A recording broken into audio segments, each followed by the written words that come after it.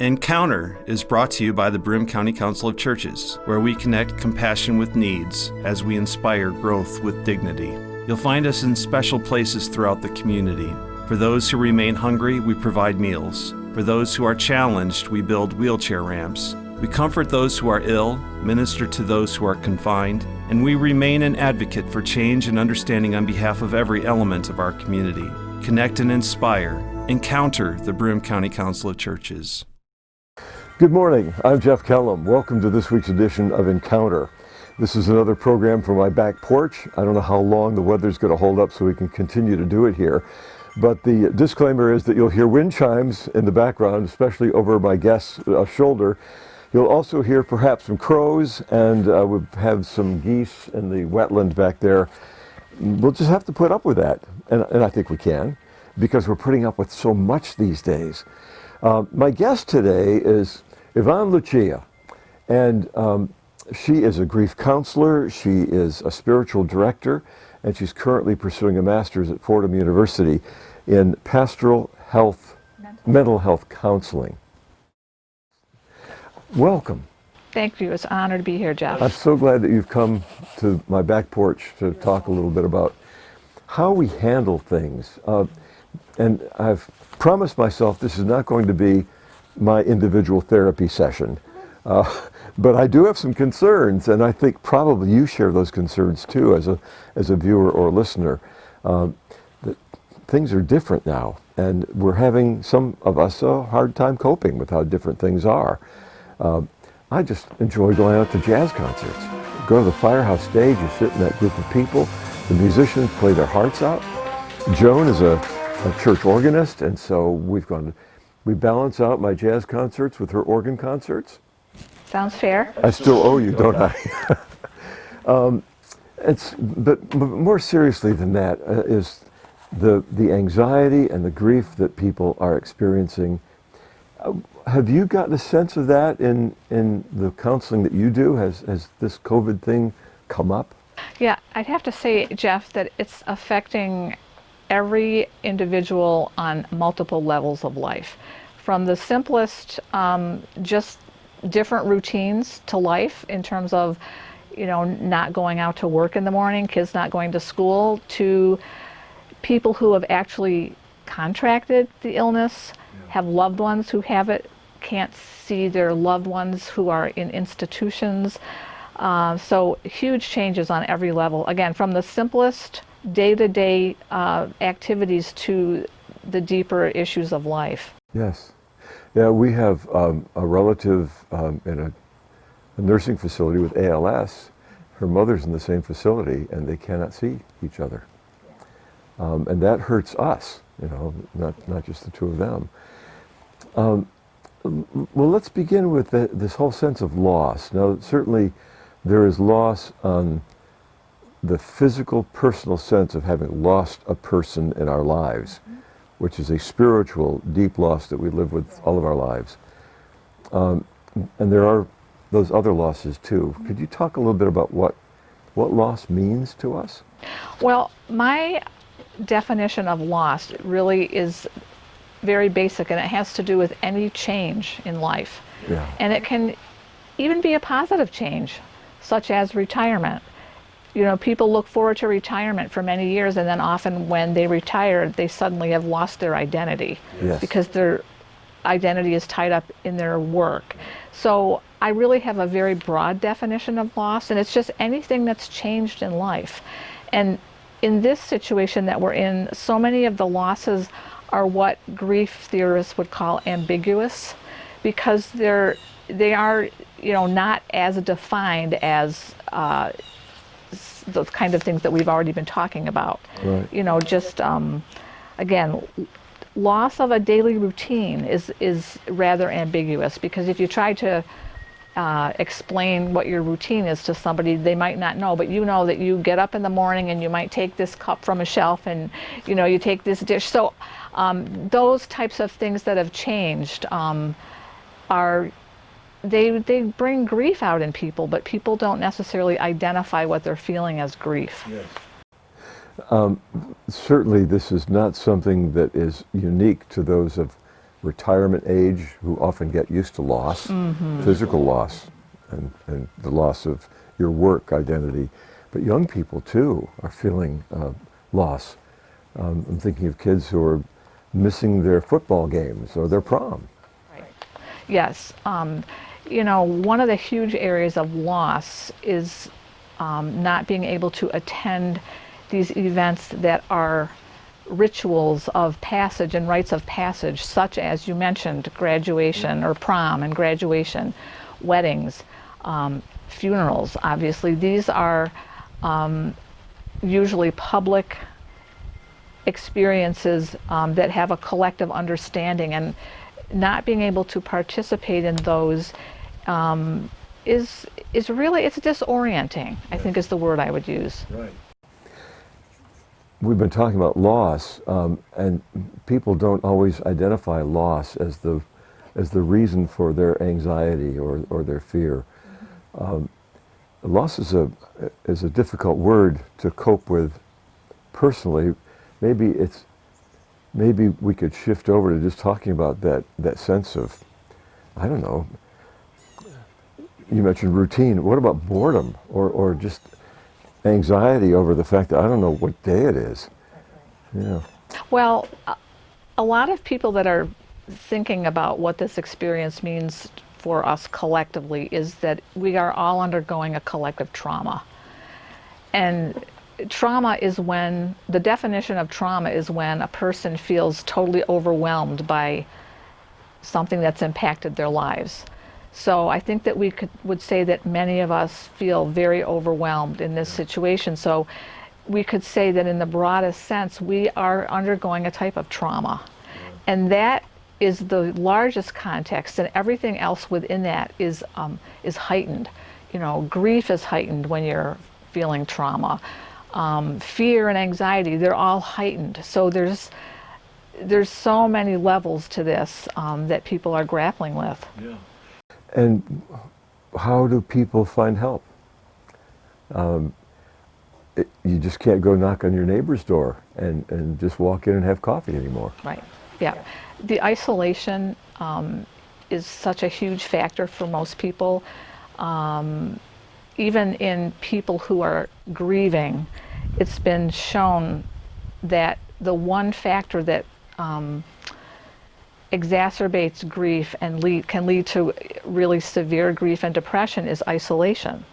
So just that fact alone, I mean, we're all vulnerable right now. And there are people who have never been isolated before. Right. I've heard folks say that, "No, I'm an introvert. This is not. I'm happy to stay home." But after a while, even your introversion starts eating away at you a little bit. Yeah. Yeah. Well, I think what that gets to is one of the losses that we're experiencing is a loss of personal agency around freedom of movement. Sure. So we just, I mean, some people ignore the rules, but many of us, you know, who are concerned, realize that we just can't take off, do what we want when we want. And especially as Americans, that's really hard for us. Yeah. But, you know, so if I'm under normal circumstances, if I'm feeling lonely or bored, I can get up and go do something and kind of, you know, that's a balm for what I'm feeling. And so that is really missing for most of us. You mentioned Americans having a harder time, I think, and that's why our COVID level is higher than most nations, because we rebel against this repressed? Thank you. Repressed feelings, yes. We rebel against that, and so the virus spreads so much more easily. Every once in a while it dawns on me that this is not an American issue. This is not just our country. This is a worldwide virus. Yes. And we are not alone. Right. So to me that signals the importance of community that's beyond my neighborhood. Well, you know, we're kind of pointing to some huge philosophical issues here, because one thing that seems to be lacking in our culture in general, even before COVID, is a lack of a sense of the commons, of the, you know, that it's all about me and my individual rights and all that kind of thing. And our culture errs on the side of individualism. And individualism has its wonderful aspects. And there are other cultures, for example, Asian cultures, there's more of a sense of a collective. And so when you're missing that sense that the collective has value over the individual, I think is when you find yourself in the situation we're in with these huge arguments over, do I need to wear a mask and you're not going to tell me what to do? Yeah, yeah. And this, you're not going to tell me what to do, but that attitude kind of says, I don't care what's going to happen to you as a result of my personal choice. And this is a time when we are being challenged to care for one another beyond our own needs and wants. This whole topic that we're talking about is related to grief, because I know people, and maybe you do as well, who have had fractures in relationships because of these types of arguments. So in addition to the imposed isolation of the virus, when you don't see things the same way as your family members or your friends, and then those relationships become difficult, that's another huge layer of loss. I know that as Thanksgiving approaches, people will miss perhaps gathering in large groups for a meal, but that's also the table at which the political arguments will be taking place. By then, we will know who our next president is. Let us hope. We'll know. And so you're exactly right that the discussions we have often close doors rather than opening ourselves to one another. And again, I mean, another layer that sometimes people aren't aware of because it's diffuse, the whole cultural milieu that we're in right now of polarization is difficult. We want to love our neighbor, but when we see someone else's political sign in their neighborhood, then it makes it a little bit more difficult. Our guest today is Yvonne Lucia, and she is a grief counselor and a spiritual director, and we're looking for some spiritual direction in this time. It occurred to me too. I wanted to share this that I got off your webpage because I love this last sentence or two. A lifelong learner, I've pursued trainings and certifications in a variety of disciplines to enhance my practice, including expressive arts, soul collage, spiritual direction, interspiritual counseling, grief counseling, and creative grief support, working with a labyrinth, and creative depth coaching. I didn't say that you were an artist, but you're an artist. Yes, I would say that that's really the core of my identity. And when I use the term artist, again, I have a very broad understanding of that. And it's really bringing our innate human creativity to whatever we do. It's not just making a painting, it's not drawing a picture, it's having a creative approach to problem solving. I think, and then we're all artists of life in that regard. And we all have a spark of creativity that helps us make adjustments, look for change, to use our imaginations to imagine something better in the future. One of the things that gets lost sometimes when we're talking about grief and loss is hope.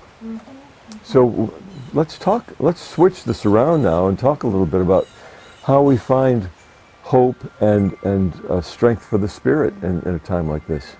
Well, you know, there are giants in history who have showed us a way forward, I believe.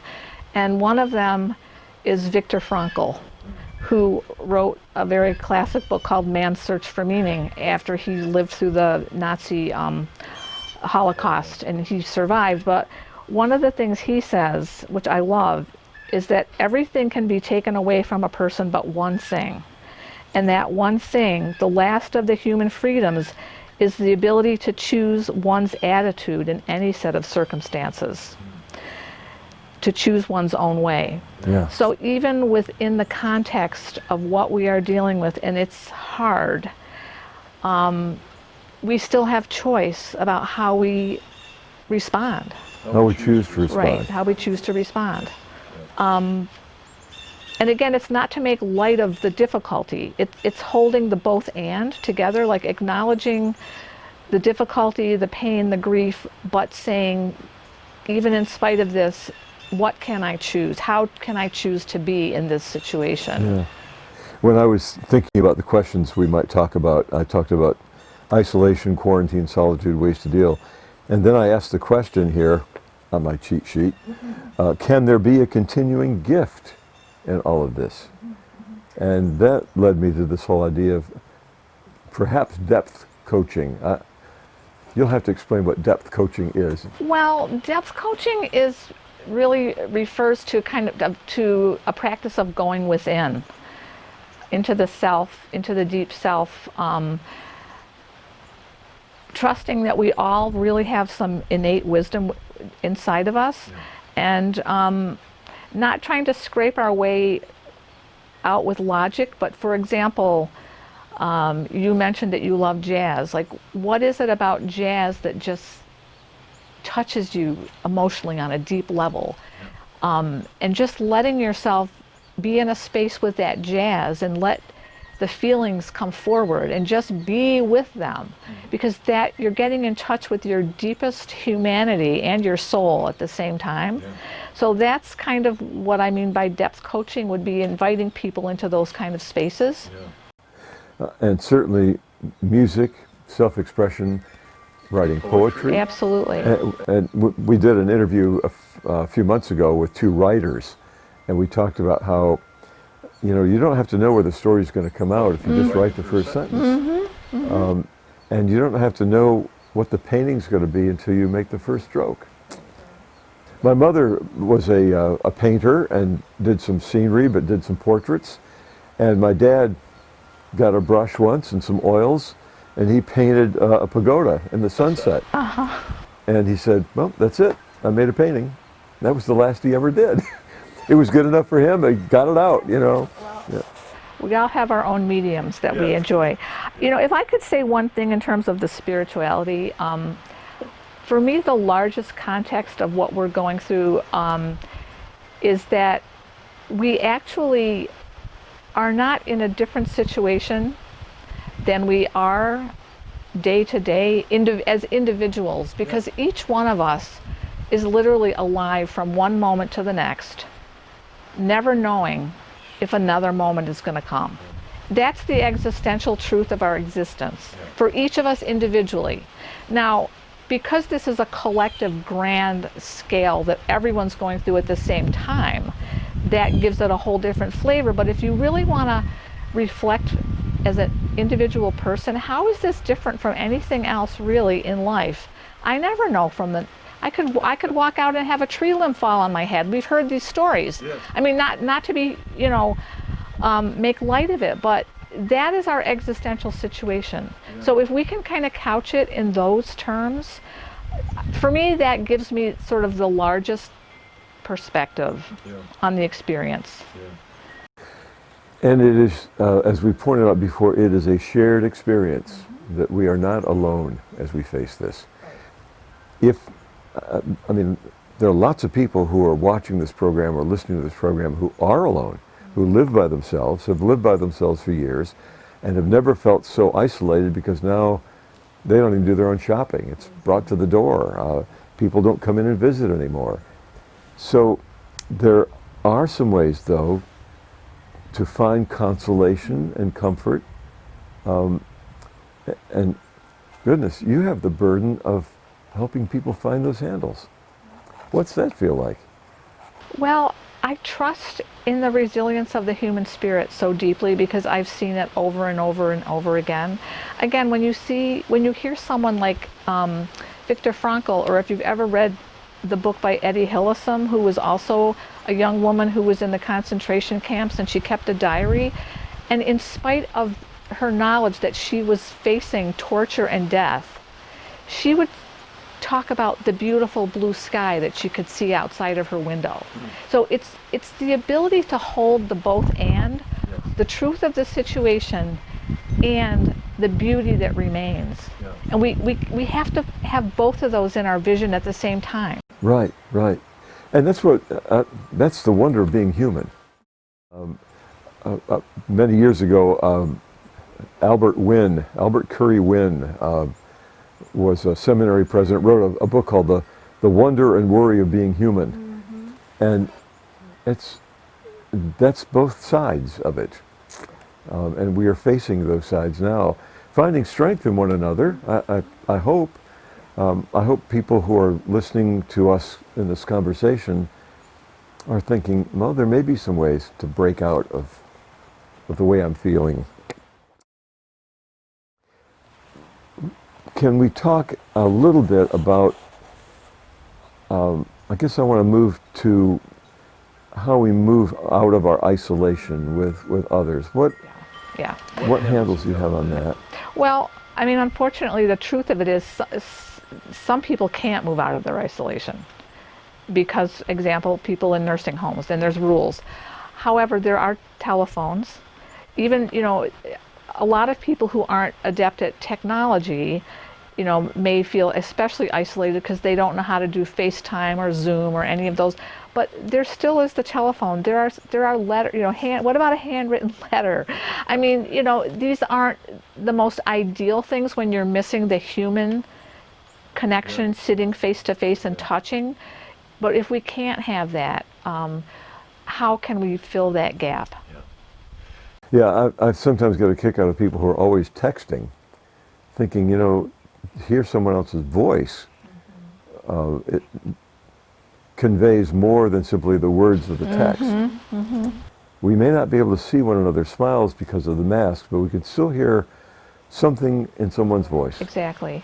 Yeah, and I think it's just, for all of us, really trying to have our radar up about the people in our own personal orbits, our neighborhoods who may be feeling especially isolated.